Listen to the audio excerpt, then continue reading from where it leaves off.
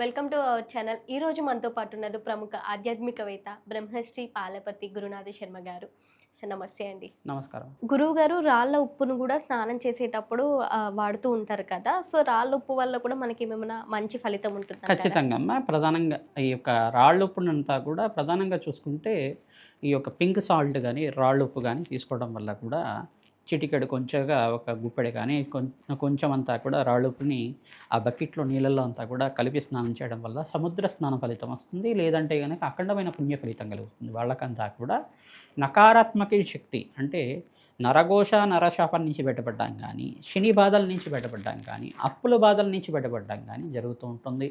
ప్రధానంగా శరీరంలో ఎవరికైనా అనారోగ్య ఇబ్బందులున్నా, దీర్ఘకాలికంగా అనారోగ్య ఇబ్బందులున్నా, మరియు ఉదర సంబంధమైన ఇబ్బందులున్నా, డైజెషన్ ప్రాబ్లం ఉన్నా కానీ ఈ స్నానం చేయడం వల్ల కూడా ఆయుర్వేదిక్ పద్ధతిలో అంతా కూడా చేయడం వల్ల మంచి ఫలితాలు రావడానికి ఆస్కారం ఉంటుంది. చాలా మంచి యోగకరమైన ఈ ఫలితాలంతా కూడా లభిస్తూ ఉంటాయి. అఖండమైన పుణ్యప్రాప్తి కలుగుతుంది. కోటి యజ్ఞాల ఫలితం అంతా కూడా స్నానం మాత్రం చేతనే ఫలితాలు రావడానికి ఆస్కారం ఉంటుంది.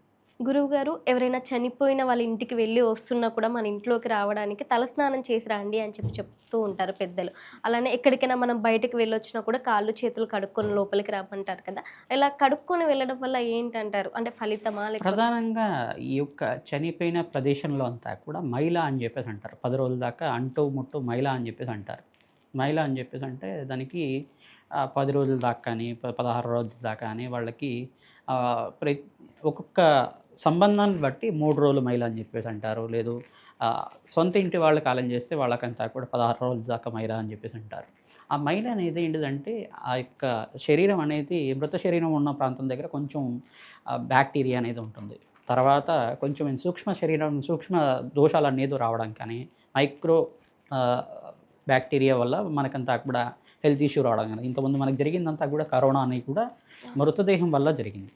ఆ మృత శరీరం వల్ల జరిగింది కాబట్టి ఇట్లాంటి నియమాలు అయితే ఉంటాయన్నమాట. మైల అనేది ప్రధానంగా చూసుకుంటే ఈ యొక్క బాడీ దగ్గర ఏమన్నా కొంచెం ఇబ్బంది ఏమన్నా ఉంటుందేమో, వాళ్ళకి హెల్త్ ఇష్యూస్ రావడం, వాళ్ళకి బ్యాక్టీరియా అనేది రావడం కానీ జరుగుతుంది. ఈ యొక్క నియమాలు అనేది పెట్టడం జరిగింది. ఖచ్చితంగా ఏంటిదంటే వాళ్ళని ముట్టుకోవడం కానీ ఓదార్చడం కానీ జరిగినప్పుడు దాని యొక్క దుర్దోషం మనకు రావచ్చేమో అని చెప్పేసి అభద్రతా భావంతో ఖచ్చితంగా అందరూ కూడా స్నానం చేసి రావాలి. అది చెడు అని చెప్పేసి అనుకుంటారు. కానీ ప్రధానంగా చూసుకుంటే ఇదంతా కూడా అపర కర్మలు అని చెప్పేసి అంటారు. దాన్నంతా కూడా అపర కార్యక్రమాలకు వెళ్ళినప్పుడు, అంటే శ్మశానం దగ్గరికి వెళ్ళినప్పుడు కానీ, కొంతమంది సహాయం చేస్తుంటారు శవాన్నంతా కూడా తీసుకెళ్ళేటప్పుడు. అటువంటి ప్రాంతంలో కానీ ఎవరినైనా పరామర్శించడానికి వెళ్ళినప్పుడు అయినా కానీ ఖచ్చితంగా ఇంటికి వచ్చేటప్పుడు ఆ యొక్క ఖచ్చితంగా స్నానం చేసుకుని రావాలని చెప్పేసి ఇంట్లోకి వచ్చేటప్పుడు, లేదు ఇంటికి వచ్చిన తర్వాత అయినా కానీ బట్టలని మంచిగా తడిపేసి స్నానం చేయడం అనేది చేస్తూ ఉంటారు. ఈ యొక్క తద్వారా అంతా కూడా వాళ్ళకి మంచి జరుగుతుంది, ఎటువంటి దోషం అంతా కూడా లేకుండా ఉంటుందని చెప్పేసి మనకి పూర్వీకులంతా కూడా చెప్పడం జరిగింది. ధర్మశాస్త్రంలో కూడా చెప్పడం జరిగింది. తద్వారా ఏంటంటే ఈ ఫలితాలు ఎటువంటి అనారోగ్య ఇబ్బందులంతా కూడా లేకుండా ఉండడానికి, మనశ్శాంతమైన జీవితం ఉండడానికి ఆస్కారం ఉంటుంది. అందరూ కూడా అక్కడ బాధపడుతూ ఉంటారు, దుఃఖంతో ఉంటారు. ఇంటికి వచ్చిన తర్వాత మళ్ళీ దుఃఖాన్ని అంతా కూడా దిగమిందనడానికి, మనశ్శాంతిగా ఉండడానికి అవకాశం ఉంటుంది. స్నానం చేయడం వల్ల మనశ్శాంతి లభిస్తుంది, ఉపశమనం లభిస్తూ ఉంటుంది వాళ్ళకి.